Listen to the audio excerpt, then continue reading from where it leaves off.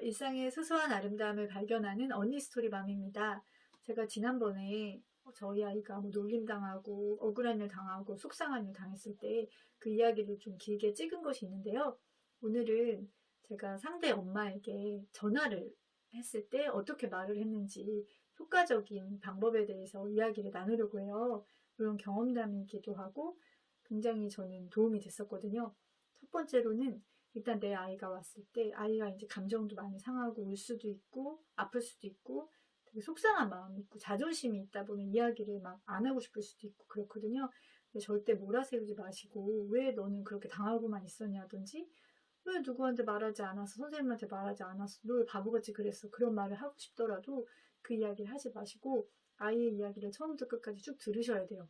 전후 사항을 정확히 파악을 해야 되고 그래서 내가 그걸 정확하게 앞뒤를 다 알고 있어야지 상대방 엄마한테 전화했을 때 제가 할 말을 정확하게 할 수 있거든요. 객관적으로 상세하게 상황 설명을 들어요. 절대 비난하지 마시고요. 그리고 제일 지금 슬픈 건 우리 아이잖아요. 그러니까 아이는 위로가 필요한 거니까. 그리고 두 번째로는 최대한 차분하게 감정적인 거는 물론 화도 나고 막 너무 밉고 막 이렇잖아요. 막 불같이 화가 날 수도 있고 차분하게 해야지. 특히 전화 통화에서는 흥분하면 그냥 바로 자기가 하고 싶은 얘기들이 다 전달이 잘 안 돼요. 목소리가. 그렇기 때문에 차분한 상태에서 전화를 하시고 그리고 그 상황을 쭉 설명을 하면 일단 상대방 엄마들은 대부분 이제 문제를 일으키는 아이 엄마들은 많이들 자기 아이 잘 모르세요. 관심도 없고요. 그리고 아이하고 친밀한 관계가 별로 없어요.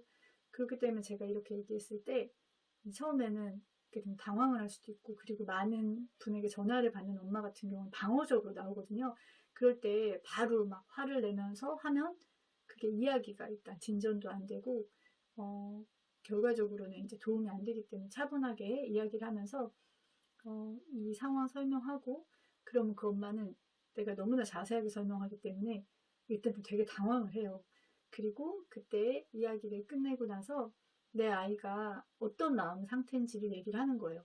그리고 어떻게 힘들어하고 있고 그걸로 인해서 아이가 뭐 다친 부분이 있다면 그 부분에 대한 것도 어느 부위가 어떻게 다쳤는지에 대해서 굉장히 자세하게 뭐 의사한테 그런 내 상황을 설명하듯이 이야기를 하는 거죠. 그리고 나서 또 제가 하는 방식은 여기서 중요한 거는 내 감정이나 이런 거는 좀 최대한 이제 먼저 얘기하는 것이 아니라 내 아이의 상처에 대해서 얘기를 하는 거예요. 내 아이의 감정이 어떤지. 그거에 대해서 상대가 좀 미안한 마음을 가질 수 있게 하는 것도 필요하거든요. 그리고 세 번째로는 우리 아이 입장에서 일단 제가 듣고 전달을 한 것이고 아이랑 저랑 소통을 많이 하기 때문에 아이가 최대한 정확하게 얘기를 했겠지만 또 당신의 이제 아이 입장도 있을 수 있으니까 한번 물어봐 달라. 정확하게 아이하고 한번 소통을 해보시라는 이야기를 해야 돼요. 그리고 제가 혹시라도 잘못 알고 있는 것이 있다면 바로 연락을 달라고 이야기를 하는 거죠. 근데 당당하게 얘기를 해야죠. 그리고 또 만약에 정확하게 이제 인지를 못하는 분도 계세요. 그리고 심각하게 생각을 안 하거나 일부러 안 하는 척하는 분이 있거든요. 그런 경우 같은 경우에는 이제 반대로 이야기를 하는 거죠. 그러니까 제가 굉장히 좀 이렇게 좀 강하게 이야기를 하는 경우가 있는데 만약에 이제 당신의 아이가 우리 아이에게 이런 일을 당하고 이렇게 됐을 때 당신은 마음이 어떨 것 같으냐? 그리고 아이를 위해서 당신은 어떻게 할 것이냐 그렇게 물어보는 거예요. 물어보는 거죠. 좀 당황을 해요. 그리고 그때서야 좀 미안한 그걸 그때가 이제 나올 때가 있어요. 그때서야 뒤늦게 그러면서 그리고 마지막에 이제 전화 끊을 때는 그냥 화를 내면서 끊는 게 아니라 이렇게 이제 저는 얘기를 해요. 일단 중요한 건 내가 원하고 내 아이가 원하는 거를 전달을 정확하게 해야 되거든요.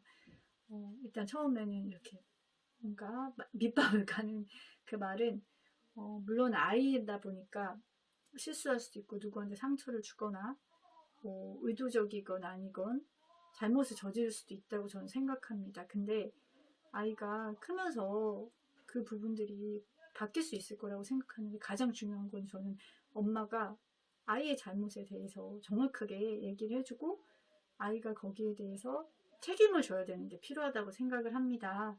우리 아이에게 뭐 편지로 진정원의 사과를 해달라고 뭐 요청을 할 수도 있고, 전화를 이제 뭐 바꿔서 할 수도 있는 것이고, 그렇게 얘기를 해요. 그리고 진정원의 사과와 함께 앞으로 이런 일이 없도록 분명한 주의를 부탁한다는 이야기. 믿는다. 그렇게 해주실 거라고 믿는다. 그렇게 얘기하고, 그리고 마지막으로는 만약에 이런 일이 계속 일어나고 우리 아이가 이제 계속 상처를 받게 된다면 다음번에는 제가 그냥 전화하는 것으로 그냥 끝나는 것이 아니라 학교 선생님과도 얘기하고, 또 그래서도 잘 안 되면 학교 측과 긴밀하게 연락을 하여서 조치를 취할 것이라는 이야기를 마지막으로 하는 거죠. 근데 저는 이제 그렇게까지 간 적은 없었어요. 그리고 거의 다 이제 진정어린 사과도 해주셨고 너무 미안해하시고 그랬거든요. 저는 그 방법이 도움이 좀 됐던 것 같아요.